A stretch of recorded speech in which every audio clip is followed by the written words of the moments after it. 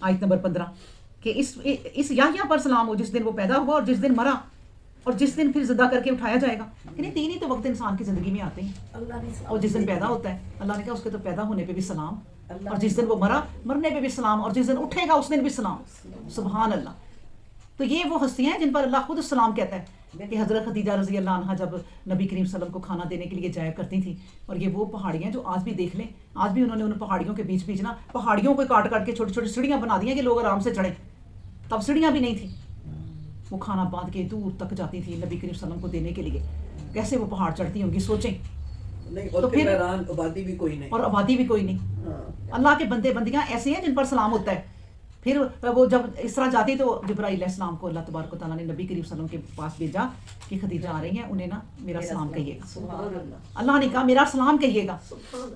تو جبرائیل علیہ السلام کو اور پیار آیا, انہوں نے کہا اللہ کے نبی میرا بھی سلام کہہ دیجیے گا. سبحان اللہ. ایسی عورتیں ہیں جو سلام کے قابل ہیں اللہ کے اور اپنے خامدوں کے, کہ جنہوں نے اپنی زندگی, ہم بھی اس سلام کے قابل ہو سکتی ہیں. میں آپ کو بتاؤں کہ اپنی زندگی نا صحیح نیت کے ساتھ اپنے گھر کے لیے, اپنے خاندان کے لیے, اپنے بچوں کے لیے وقف کر دیں. اور ایسی ہی عورتیں ہزاروں ہیں جن کی جوانی میں کبھی بیوہ ہو جاتی ہیں اور ایک بچہ اور دو بچہ, شادی نہیں کرتی. وہ کہتی ہیں ہم نے ان بچوں کو پالنا ہے. ان پہ بھی اللہ کے سلام ہی ہوں گے انشاءاللہ تعالیٰ. اور اس کے بعد ہے پھر آیت نمبر ہم پڑھتے ہیں 14, اور ماں باپ کا خدمت گزار تھا, سخت گیر اور نافرمان نہ تھا, اور اس یحییٰ پر یہ ہو گیا تھا. اس کے بعد ہے اور آیت نمبر 16, اور کتاب میں مریم کا معاملہ بیان کرو اب. جب وہ ایک مکان میں کے مشرق کی طرف تھا, اپنے گھر کے آدمیوں سے الگ ہو گئی. پھر اس نے ان لوگوں کی طرف پردہ کر لیا, بس ہم نے اس کی طرف اپنا فرشتہ بھیجا اور وہ ایک بھلے آدمی کے روپ میں نمایاں ہو گیا. مریم اسے دیکھ کر بولی کہ اگر تو نیک آدمی ہے تو میں خدائے رحمان کے نام پر تجھ سے پناہ مانگتی ہوں. اب دیکھیں وہ اب اللہ یہ بات بتا رہے ہیں کہ وہ مریم نا, اے عورتوں سن لو, جوانی میں عبادت کرتی تھی. اور یہ جب وہ مشرق کی طرف اپنے گھر کی طرف کوئی گئی ہے نا, اپنا ایک بنا کے چھوٹا سا کوئی کوٹھڑی بنائی ہوگی, کیسا بنایا ہوگا کمرہ, صرف اس لیے کہ عبادت کروں. ابھی اللہ نے نہیں حکم دیا کہ جاؤ مریم ایک کمرہ بنا لو. اسی طرح ہم اپنے گھر میں ایک اپنا کمرہ بنا لیں کوئی ایسا کہ جس میں میں نے عبادت کرنی ہے, بچوں نہیں اجازت, جب میں عبادت کروں تو آ جاؤ, یا ایک کونا بنا لیں یا کچھ کر لیں. تو یہ اپنی عبادت کو سنوارنے کے طریقے ہیں. انہوں اس لڑکی نے سوچا, اللہ بتا رہے ہیں دیکھیں کہ میں اللہ کی عبادت کروں. اور وہ ایک اللہ کو وہ بات اتنی پسند آئی کہ ایک تو جوان لڑکی اور اتنی عبادت, اور ایک یہ وہ لڑکی جس کی ماں نے منت مانگی تھی کہ میں لڑکا ہوگا تو دوں گی, وہ لڑکی ہے تو اس نے کہا میں لڑکی بھی دوں گی. اور لڑکی اور لڑکی میں کوئی فرق نہیں ہے. پھر اللہ نے کہا کہ دیکھو پھر اس نے ان لوگوں کی طرف سے پردہ کر لیا, بس ہم نے اس کی طرف اپنا فرشتہ بھیجا. اور مریم اسے دیکھ کر بولی یہ بھی ہو گیا. 16 میں یہ آپ کو بتا رہی تھی کہ اس تنہائی میں وہ عبادت کرنے کے لیے گئی ہیں, کوئی اللہ معاف کرے کوئی تفریح کرنے کے لیے نہیں گئی, تو کوئی نہیں آتا تھا. لیکن ایک لڑکا آ گیا, اس نے کہا میں تم سے اللہ رحمان کے نام کی پناہ مانگتی ہوں, تم کہاں سے آ گئے؟ اس نے کہا پتہ نہیں کوئی اللہ معاف کرے کوئی ایسا ویسا ہے. فوراً فرشتہ بولا کہ نہیں نہیں نہیں میں جبرائیل ہوں, مجھے اللہ نے بھیجا ہے. اللہ اکبر.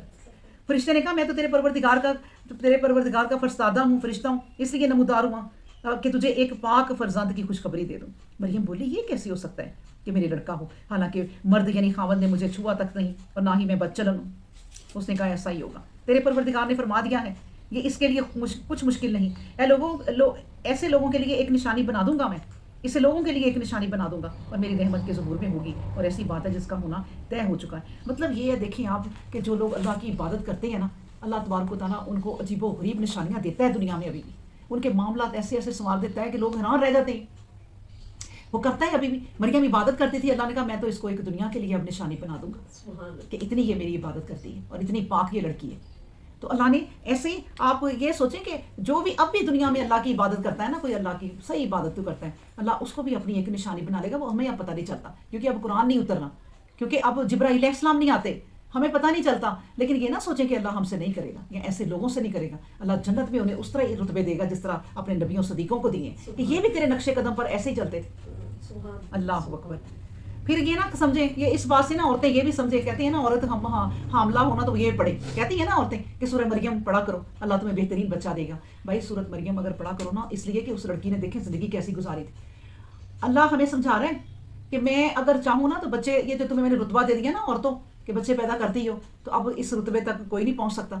مرد کو بھی اللہ تبارک و تعالیٰ کے نبی نے بھی کہہ دیا کہ ماں کا رتبہ کتنا ہے, 3 دفعہ کہہ دیا, اور باپ کا 1 دفعہ کہہ دیا. کیوں؟ کیونکہ وہ بچے پیدا کرتی ہے. تو تمہیں یہ جو رتبہ دیا نا اللہ نے, اس کا شکر ادا کرو. وہ اللہ چاہے نا تو تمہارے بچے پیدا ہی نہ ہو, وہ درختوں سے پیدا کر دے. وہ جس طرح یہ فصلیں اگتی ہیں بچے بھی اگ جائیں. لیکن اللہ کی شان ہے کہ اس نے ہمیں یہ اس قابل سمجھا کہ وہ عورتوں کو انہوں نے یہ رتبہ دیا. تو ہمیں اس میں بجائے کہ ہم لڑکیوں کی تربیت یہ کہیں کہ تم شادی لیٹ کرنا, پھر بچے یا نہ پال لیں یا نہ پھر مصیبت میں پھنسنا, میں پھنسی رہی پھر تو پھنسی رہے گی. مائیں اس طرح کی اکثر باتیں کرتی. نہیں, اللہ نے بیٹا یہ عمر دی ہے, یہ بڑی پیاری عمر ہے, اس میں بچے سنبھالے جائیں گے, اور صحیح طریقے سے بچے سنبھالنا. ہماری اماں ہوا سے یہ سلسلہ چلتا آ رہا ہے, تو ہم کون ہیں؟ تو یہ اللہ نے ہمیں رتبہ دیا ہے, اس کا شکر ادا کریں کہ اللہ نے ہمیں بچے دیے. اور نبی کریم صلی اللہ علیہ وسلم نے کہا کہ جس کے زیادہ بچے ہوں گے وہ اچھا ہے, میری امت کو پڑھاؤ.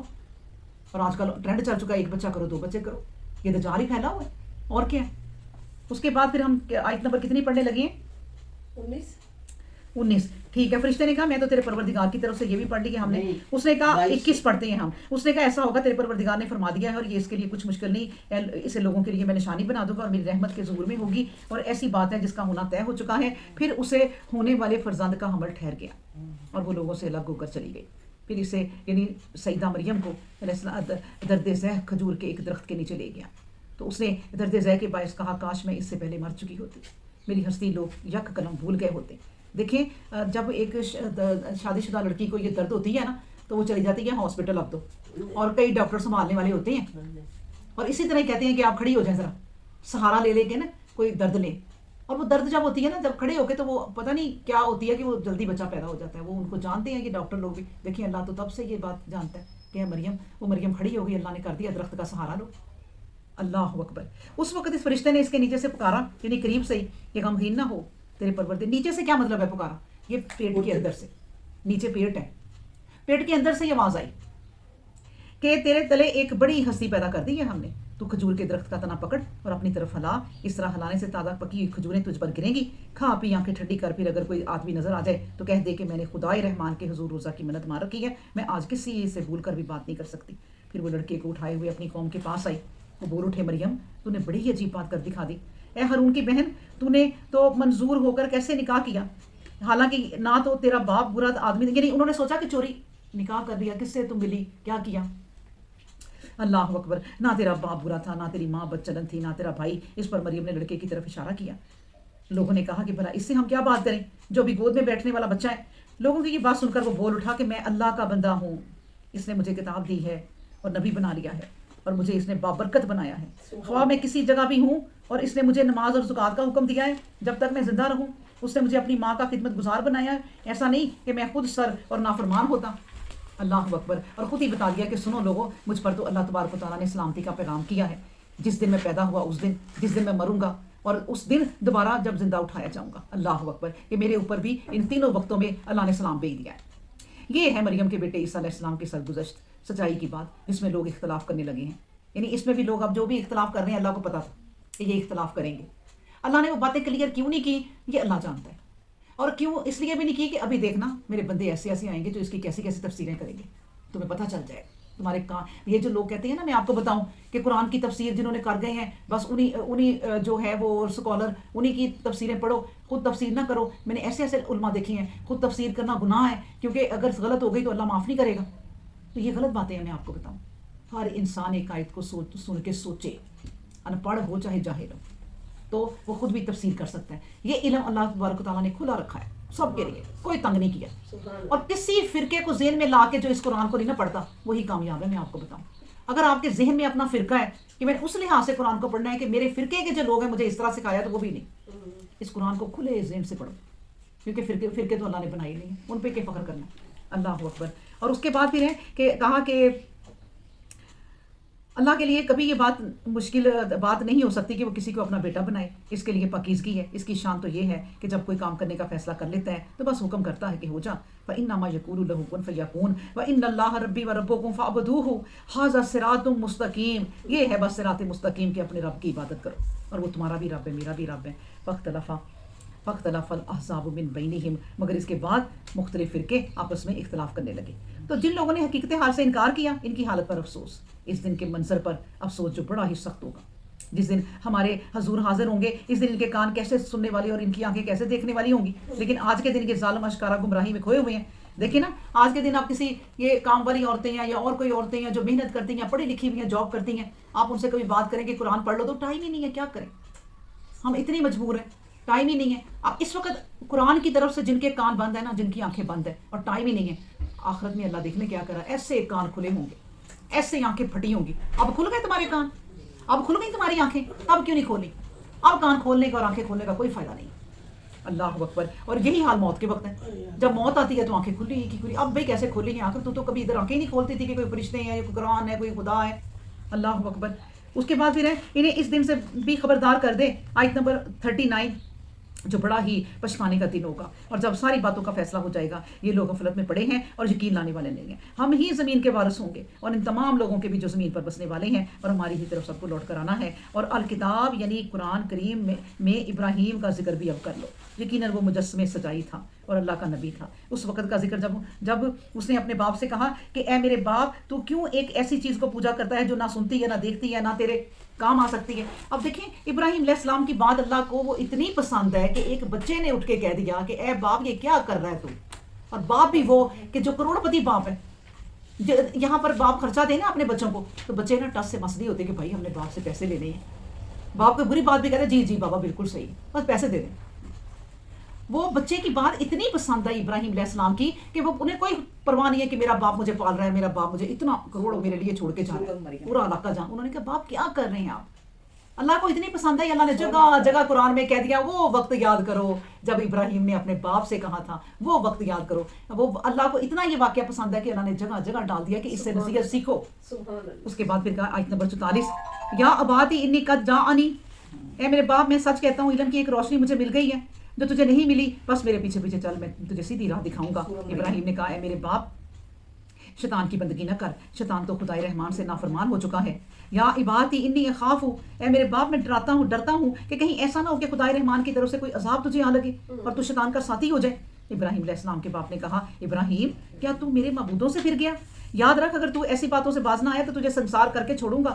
اپنی خیر چاہتا ہے تو جان سلامت لے کر مجھ سے الگ ہو جا. ابراہیم نے کہا اچھا میرا سلام قبول ہو, میں اپنے پروردگار سے تیری بخشش کی دعا کروں گا, وہ مجھ پر بڑا ہی مہربان ہے. اب دیکھیں نا یہ بات انہوں نے اس لیے بھی کہی ہوگی کہ بھئی آخر اس باپ کا کھایا پیا ہے, آخر اس نے مجھے پالا ہے, میں اس کے لیے یہ کروں گا کہ میں اس کے لیے دعا کرتا رہوں. پھر بعد میں جا کے اللہ نے وہی منع کر دیا کہ ابراہیم کوئی دعا نہیں کرنی. اللہ اکبر. اور دیکھیں اس طرح نبی کریم صلی اللہ علیہ وسلم نے بھی کہا کہ تمہارے ماں باپ جیسے بھی ہیں نا, ان کی صرف شرک کی بات, اللہ کو کہ وہ کہتے نہ مانو, نبی کو نہ مانو, یہ باتیں ان کی نہ مانو, باقی ان کی خدمت کرو اور اسی طرح کرو. ایک لڑکی نے اپنا اس عمر میں بھی دیکھے, ہندو لڑکی نے ذاکر نائک کے سامنے قصہ پیش کیا تھا کہ میرے ماں باپ تو کافر ہیں, ہندو ہیں, میں اسلام لے آئی ہوں لیکن اب وہ مجھے تنگ کرتے ہیں, میرے بہن بھائی بھی, تو میں کیا کروں؟ انہوں نے کہا اپنے ماں باپ سے نیک سلوکی کرنا کیونکہ اس کا حکم ہے, اور باقی اب اسلام سے پھرنے والی بات کرے تو وہ نہ مانو. اللہ اکبر. اس کے بعد ہے 47, ابراہیم علیہ السلام نے کہا اچھا میرا اسلام قبول ہو, میں اپنے پروردگار سے تیری بخشش کی دعا کروں گا, وہ مجھ پر بڑا مہربان ہے, میں نے تم سب کو چھوڑا اور انہیں بھی جنہیں تم اللہ کے سوا پکارتے ہو. میں اپنے پروردگار کو پکارتا ہوں, امید ہے کہ اپنے پروردگار کو پکار کر میں محروم ثابت نہیں ہوں گا. پھر جب ابراہیم علیہ السلام ان لوگوں سے اور ان سب سے جن کی اللہ کے سوا پوجا کرتے تھے الگ ہو گیا, تو ہم نے اسے اسحاق اور یعقوب علیہ السلام عطا فرمائے. ان میں سے ہر ایک کو ہم نے نبوت دی. دیکھیں اپنوں کو چھوڑا نا, کون اپنوں کو چھوڑتا ہے آج کل؟ تو بس خاندان برادری یہ چھوٹ جائیں گے, یہ چھوٹ جائیں گے, ہم نہیں چھوڑ سکتے. اپنی وہ چیزیں بدل لیتے ہیں لوگ کہ اچھا کوئی بات نہیں, اگر ایک دن ہم برا بھی کر لیں گے تو کیا ہو گیا, لیکن میرے تو رشتے دار چھوٹ جائیں گے. پھر اس پوائنٹ کو لیتے ہیں کہ بھئی اللہ نے رشتے جوڑنے کا بھی تو کہا ہے نا, تو ہم تو رشتے جوڑ رہے ہیں, پھر اس پوائنٹ کو لے لیتے ہیں. دیکھیں انہوں نے سب چھوڑا نا, دولت مند رشتے دار چھوڑے, تو اللہ نے انہیں تنہا نہیں چھوڑا, جا کے اولاد بھی کیسی دی کہ یہ لے ابراہیم تو اکیلا نہیں ہے, اور اولاد بھی ایسی کی کہ تیری نسلوں میں سے نبی کریم صلی اللہ علیہ وسلم جا کے پیدا ہوں گے, اور کسی نسل میں سے نہیں چنا. اللہ اکبر. میں نے تم سب کو چھوڑا, انہوں نے کہا. پھر آیت نمبر ہے 49, پھر جب ابراہیم علیہ السلام ان لوگوں سے اور ان سب سے جن کی اللہ کے سوا پوجا کرتے تھے الگ ہو گیا, تو ہم نے اسے اسحاق اور یعقوب علیہ السلام عطا فرمائے. ان میں سے ہر ایک کو ہم نے نبوت دی اور اپنی رحمت کی بخشش سے سرفراز کیا تھا. نیز ان سب کے لیے سچائی کی صدائیں بلند کر دیں. اس کتاب یعنی قرآن کریم میں موسیٰ علیہ السلام کا بھی ذکر کرو. اب بلا شبہ وہ ایک بندہ خاص اور فرزندہ نبی تھا. ہم نے اسے کوہ طور کی داہنی جانب سے پکارا اور سرگوشیوں کے لیے اپنے قریب کر لیا. نیز اپنی رحمت سے ہارون عطا فرمایا. اب یہ ہارون علیہ السلام کیسے عطا فرمائے کہ بھائی کی بھی انہوں نے سفارش کی تھی کہ میرے بھائی کو بھی اللہ میرے ساتھ چن لے. اللہ نے کہا ٹھیک ہے, ہم نے ہارون بھی تمہیں دے دیا. اور یہ کب کا واقعہ ہے؟ جب شعیب علیہ السلام کے پاس رہ کے 10 سال شادی کر کے بچے لے کر بیوی لے کے پھر آخر انہوں نے کہا میں نے اپنے گھر جانا ہے, اپنا وعدہ میں نے پورا کر لیا. یہ وہ وقت ہے جب وہ بچے لے کے واپس آ رہے ہیں اور راستہ کیسا پتہ نہیں کیسا ہے اور سردی سخت ہے, اور وہ کہتے ہیں کہ اللہ نے پھر یہ پکارا کہ آ جاؤ, تمہیں آگ نظر آئی ہو, کہتے میں آگ لے آؤں. وہ اللہ کی صدا تھی. اور الکتاب یعنی قرآن میں اسماعیل اور علیہ السلام کا ذکر کر بلا شبہ وہ اپنے قول کا سچا تھا اور فرزدادہ نبی تھا. وہ اپنے گھر کے لوگوں کو نماز اور زکوٰۃ کا حکم دیتا تھا اور وہ اپنے پروردگار کے حضور پسندیدہ تھا. وذکر فی الکتاب ادریس، اور ادریس علیہ السلام کا بھی ذکر کرو. کتاب میں ادریس کا ذکر بھی بلا شبہ وہ اپنے وقت کا مجسم سچائی اور نبی تھا. دیکھیں ان کی خوبیاں کیا بیان ہو رہی ہیں نبیوں کی. سچائی، جھوٹ نہیں بولتے تھے. اور بات کیا کرتے تھے؟ نماز زکوٰۃ اللہ نے جو کہہ دیا یہ والی باتیں کرتے تھے. اور ہمیں یہ سمجھائی جا رہی ہیں کہ اب تم بھی اپنے گھروں میں نا ایسے ہی کرو. سچ بولو، نماز پڑھاؤ، زکوٰۃ دو اگر دے سکتے ہو تو. پیسے کو یوں چھپا کے نہ رکھو. یہ پیسہ جو ہے نا یہ پوری دنیا بھی اگر اس وقت تم دے دو گے نا اپنے پیسے کے ساتھ پھر بھی یہ تمہارے کام نہیں آنا. تو اس لیے اس کو پاک کرو. اللہ اکبر. اس کے بعد اور اسماعیل علیہ السلام کا آپ دیکھ لیں، تھوڑا سا بتاتی جاؤں کہ اسماعیل علیہ السلام وہ شخص تھے کہ دیکھیں چھوڑ کے باپ بیوی کے پاس گیا ہوا ہے اور کئی عرصے کے بعد آ کے خبر لیتے تھے کیونکہ اللہ کے پیغمبر تھے، انہوں نے تبلیغ کرنی تھی. یہاں پر باپ اگر کہیں گھر میں دکان پہ یا اپنے کسی جاب میں کماتا بھی رہے نا اور گھر کو ذرا ٹائم کم دے تو مائیں اس کے خلاف ہی کرتی، حالانکہ پیچھے بیک اسی کی ہوتی. وہ نہ کمائے تو انہیں لگ پتہ جائے تو اس کی برائیاں کرنی. یہ دیکھیں وہ مطلب کہ اسماعیل اور ان کی ماں کہ وہ کبھی ملنے آتے ہیں لیکن کیسے فرما بردار. جو بچہ ہے اس کی پرورش کس نے کی؟ ماں نے. باپ تو کبھی آتے رہے ہیں لیکن جب باپ نے ذبح کرنے کے لیے کہا کہ مجھے خواب آ رہی ہے تو وہ بچہ فوراً کہتا ہے میں تیار ہوں.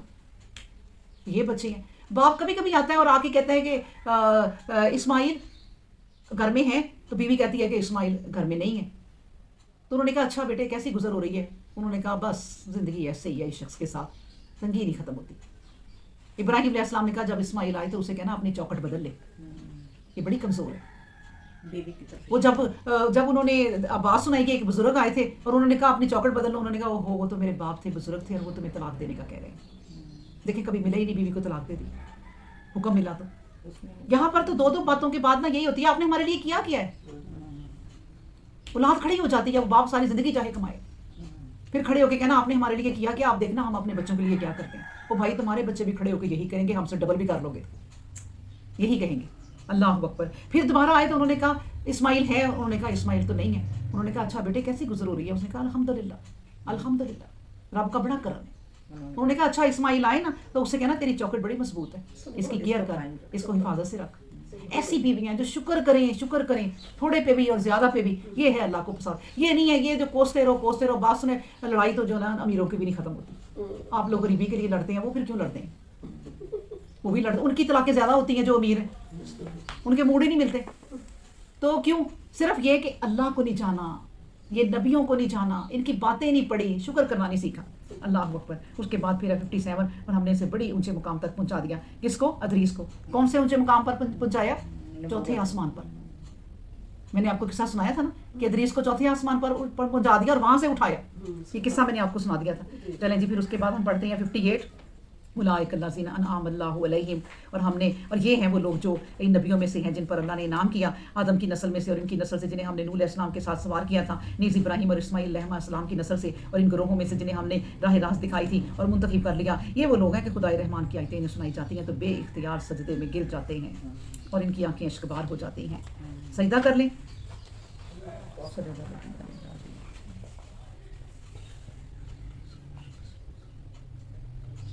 اللہ اکبر.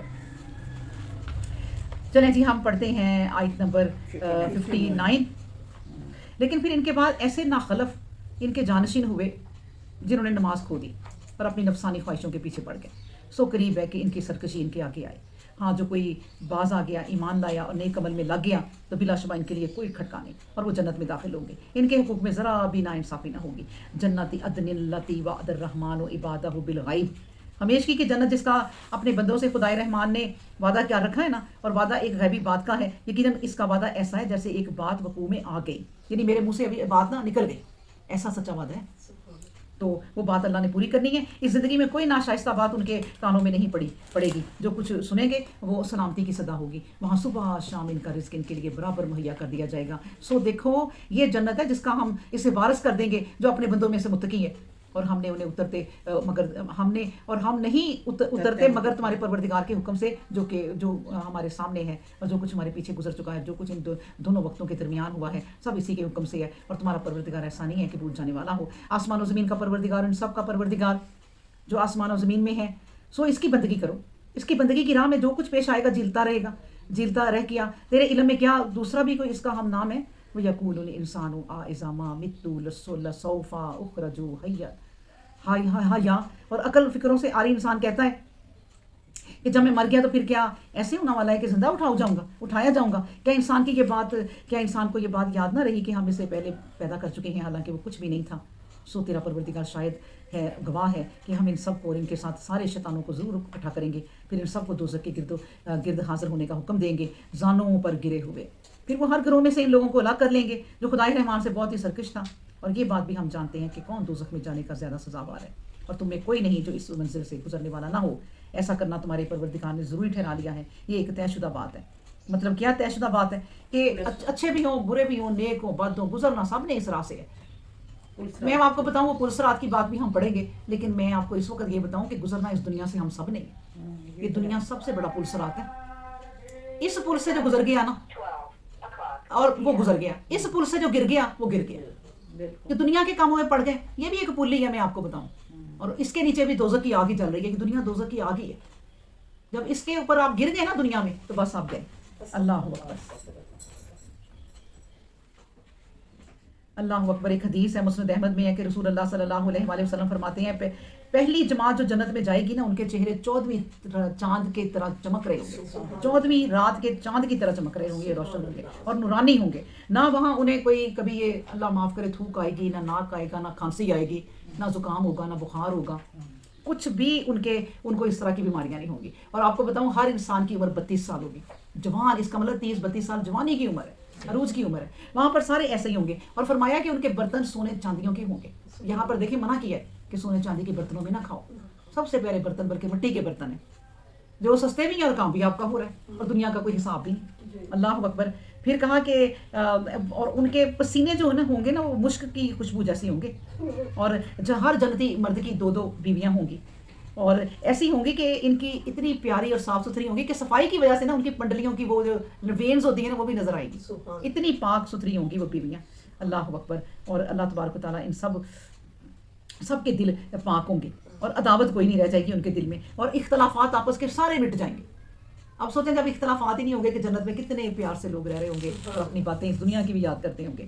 اس کے بعد پھر کہا کہ آیت نمبر ہم پڑھتے ہیں 72، اور پھر ہم ایسا کریں گے کہ جو متقی ہیں انہیں نجات دے دیں گے، جو ظالم ہیں انہیں دوزخ میں چھوڑ دیں گے گھٹنوں کے بل گرتے ہوئے۔ اللہ اکبر۔ اور جب ہماری روشن آیتیں لوگوں کو سنائی جاتی ہیں تو جو لوگ کفر میں پڑے ہوئے ہیں وہ ایمان والوں سے کہتے ہیں کہ یہ تو بتاؤ کہ ہم دونوں فریقوں میں کون ہے جو بہتر جگہ رکھتا ہے اور بہتر جمگٹا ہو، حالانکہ ان سے پہلے کتنی ہی قوموں کو ہم ہلاک کر چکے ہیں جو ان سے کہیں بہتر ساز و سامان رکھتی تھیں اور ان سے کہیں بہتر ان کی نمود تھی۔ تو کہتے جو کوئی گمراہی میں پڑا تو خدائے رحمان کا قانون یہی ہے کہ اسے برابر ڈیل دیتا جاتا ہے اور اس حال میں رہے گا یہاں تک کہ اپنی آنکھوں سے وہ بات دیکھ لے جس کا اسے وعدہ کیا گیا تھا، یعنی عذاب یا قیامت کی گھڑی۔ تو اس وقت اس کو پتہ چلے گا کہ کون تھا جس کی جگہ سب سے زیادہ بدتر ہوئی اور جس کا جو تھا سب سے زیادہ بودا نکلا، اور جن لوگوں نے راہ پالی تو وہ ان پر اور زیادہ راہ کھول دیتا ہے۔ اور تمہارے پروردگار کے حضور تو باقی رہنے والی نیکیاں ہیں، بہت ہیں، ثواب کے اعتبار سے بھی اور نتیجہ کے اعتبار سے بھی۔ تو نے دیکھا آدمی کا کیا حال ہے، تو نے دیکھا اس آدمی کا کیا حال ہے جس نے ہماری آیتوں سے انکار کیا اور کہا خدا کی قسم میں ضرور دولت پاؤں گا، میں ضرور مال و دولت پاؤں گا، میں ضرور صاحب اولاد ہوں گا۔ اور وہ جو ایسا کہتا ہے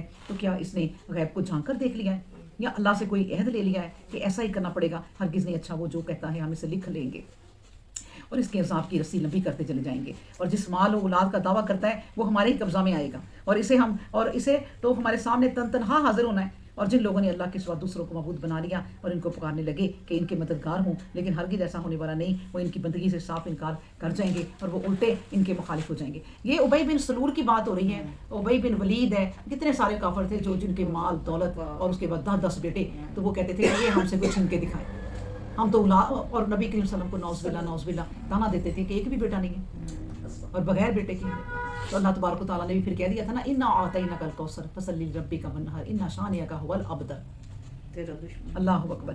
تو کیا پھر انہوں نے پھر آیت نمبر 83، کیا تو نے دیکھا کہ ہم نے شیطانوں کو کافروں پر چھوڑ رکھا ہے، وہ انہیں برابر اکساتے رہتے ہیں، بس تو ان کے بارے میں جلدی نہ کر، یہ اس لیے ہے کہ ہم ان کے دن گن رہے ہیں، وہ دن کے ہم متقی انسانوں کو اپنے حضور مہمانوں کی طرح جمع کریں گے اور مجرموں کو دوزخ کی طرف پیاسے جانوروں کی طرح ہنکا دیں گے۔ اس دن شفاعت کرانا کسی کے اختیار میں نہ ہوگا، ہاں جس کسی نے اللہ کے ہاں سے وعدہ پا لیا اور ان لوگوں نے کہا کہ خدائے رحمان نے اپنا ایک بیٹا بنا رکھا ہے. بڑی سخت بات ہے جو تم گھڑ لیتے ہو. قریب ہے کہ آسمان پھٹ پڑے. یعنی اس بار سے اللہ کہتا ہے قریب ہے کہ آسمان پھٹ